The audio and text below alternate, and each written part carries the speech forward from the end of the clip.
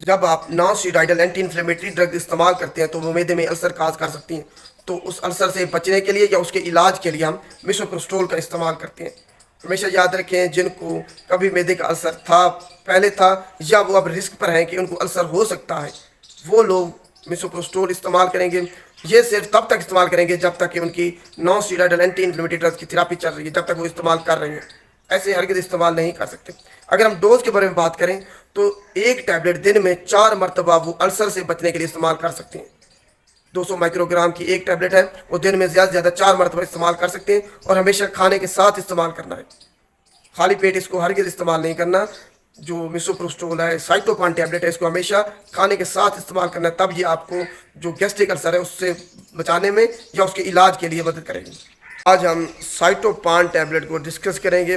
सबसे पहले इसका जेनेरिक फार्मूला देख लेते हैं। इसके अंदर 2 ड्रग शामिल हैं।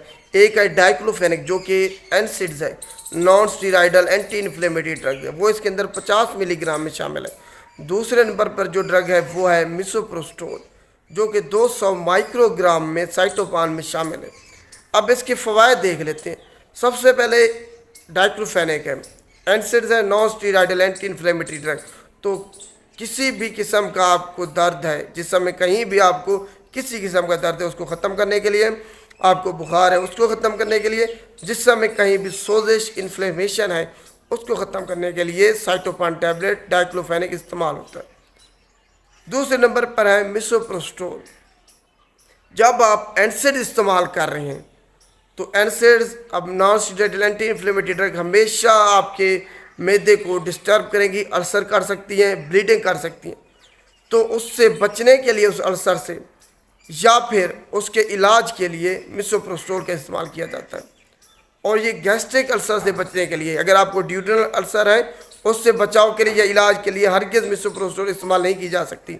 और ये तब तक इस्तेमाल करेंगे जब तक एनसेड की थेरेपी चल रही है, मतलब जब तक हम non steroidal anti inflammatory drugs इस्तेमाल कर रहे हैं तब तक मिसोप्रोस्टोल यूज़ करेंगे, उसके अलावा हरगिज़ इस्तेमाल नहीं कर सकते। ये आपने जहन में रखना है। दूसरा इसका फ़ायदा ये है, पोस्टमार्टम से बचाव के लिए या उसके इलाज के लिए, पोस्टमार्टम हेमरेज से बचाव के लिए या उसके इलाज के लिए हम मिसोप्रोस्टोल को इस्तेमाल करते हैं। पोस्टमार्टम हेमरेज ये है, जैसे ही डिलीवरी होती है, ये एक रेयर कंडीशन है, इसमें हैवी ब्लीडिंग स्टार्ट हो जाती है, बहुत ज़्यादा खून निकलना बहना स्टार्ट हो जाता है, जिसकी वजह से ब्लड प्रेशर जो है ना वो गिर जाता है।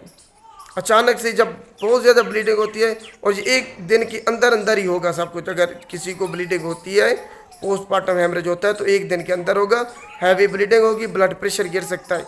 अगर बर वक्त इसको डायग्नोज नहीं किया गया, इलाज नहीं किया गया, तो औरत की डेथ भी हो सकती है।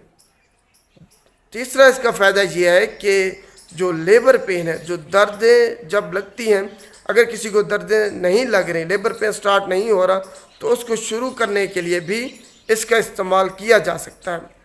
और इसका ऑफ लेबल एक फ़ायदा है, वो ये है कि ये अबॉर्शन के लिए इस्तेमाल होती है, अनवांटेड प्रेगनेंसी के लिए।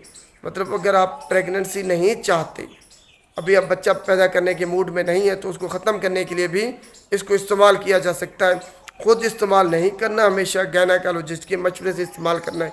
अगर ख़ुद इस्तेमाल करेंगे तो बहुत ज़्यादा नुकसान आप उठा सकते हैं, आपको ब्लीडिंग हो सकती है और आपकी डेथ भी हो सकती है। तो ख़ुद से इस्तेमाल नहीं करना, कोई भी मेडिसन हो, हमेशा गायनेकोलॉजिस्ट या फिजिशियन के मशवरे से इस्तेमाल करना है। अब देखते हैं कौन लोग इसको इस्तेमाल नहीं कर सकते। जिनको बहुत ज़्यादा जिगर के मसाइल हैं, गुर्दों के मसाइल हैं या दिल के मसाइल हैं, वो इसको इस्तेमाल नहीं कर सकते। औरतें जो हामला ख़वातीन हैं वो इसको इस्तेमाल नहीं कर सकती। किसी को अगर हाइपर सेंसिटिविटी एलर्जी है साइटोपान से या इसके किसी इंग्रेडिएंट से, वो भी इस्तेमाल नहीं कर सकते। किसी को एनसिड से एलर्जी थी, एस्प्रिन वगैरह इस्तेमाल जब करते थे, कोई दमा किसी को हो जाता था, वो भी इसको इस्तेमाल नहीं कर सकते। बच्चे इसको इस्तेमाल नहीं कर सकते। तो ये वो लोग हैं जो कि साइटोपान टैबलेट को हरगिज़ इस्तेमाल नहीं कर सकते। अब ड्रग इंट्रैक्शन देखते हैं कि किन अद्वियात के साथ आपने इसको इस्तेमाल नहीं करना। अगर करना है तो डोज का ख्याल रखना है। डाइजैक्सन के साथ इसको इस्तेमाल नहीं करना, अगर करना है तो डोज का ख्याल रखना है। वारफरेन हो गई, पेशाब आवर अद्वियात हो गई, इसके अलावा एनसिड, कोई और एनसिड के साथ इस्तेमाल करते वक्त ख्याल रखना है इंतहाई। अगर आप शुगर को कम करने के लिए या कंट्रोल में रखने के लिए अद्वियात इस्तेमाल करते हैं तब भी आपने ख्याल रखना है। अब हम इसके मुज़र से असरात एडवर्स ड्रग रिएक्शन के बारे में बात करते हैं। ये आपके मैदे में दर्द कर सकती है, आपके पेट में दर्द हो सकता है, डायरिया हो सकता है आपके इससे। अगर आप इसको खाने के साथ इस्तेमाल करेंगे तब आप डायरिया से बच सकते हैं। अल्सर आपके मैदे में ये काज कर सकती है। अगर किसी को पहले से ही कोई जीआईटी ब्लीडिंग का मसला था या ब्लीडिंग डिसऑर्डर का मसला था, उनमें ये इजाफा कर सकती है और ब्लीडिंग हो सकती है आपको। तो ये इसके जो है ना एडवर्स ड्रग रिएक्शन है, मुज़र सेहत असरात हैं।